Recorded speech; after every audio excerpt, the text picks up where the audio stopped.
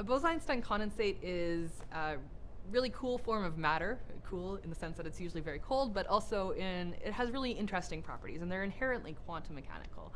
So Bose-Einstein condensate is a collection of particles. In my lab, these are neutral atoms that have become so cold that their individualness starts to fade. So when things become cold, they get fuzzier and fuzzier. So they kind of spread out over space, and we don't know exactly where they are as they get colder and colder. And as you get a whole bunch of these and you put them in the same place, you can no longer tell which atom is which, because they're now overlapping with each other. So you get, you can say there are 10 atoms here, but you can't say where each of the 10 individuals are. They're just one thing that's a 10 atom thing, and this is this Bose-Einstein condensate. And it's interesting because they all act together almost as if they're a super atom. So now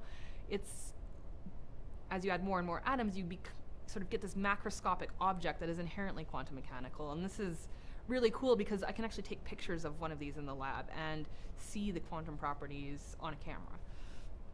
So actually in my PhD work, I did do experiments looking at tunneling of a Bose-Einstein condensate. And so the experiment we did is we had a potential energy that looked like a W, it was a double well. And so this condensate could exist either, say, in the left or the right. And there was a barrier in between. And just because its energy is so low, it couldn't have enough energy to surpass that barrier.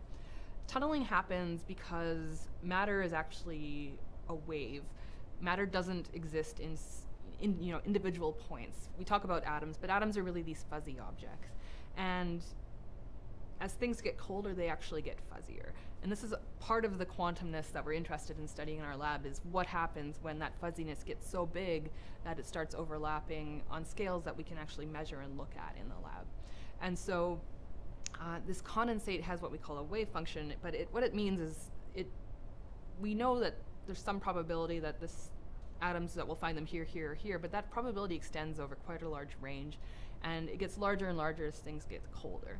So with these really cold gases, that range can actually extend between those two locations that we that we set up in the lab. And so we could see that after some time, even though we prepare the gas, say, on this side, there would be some probability of it moving to the other.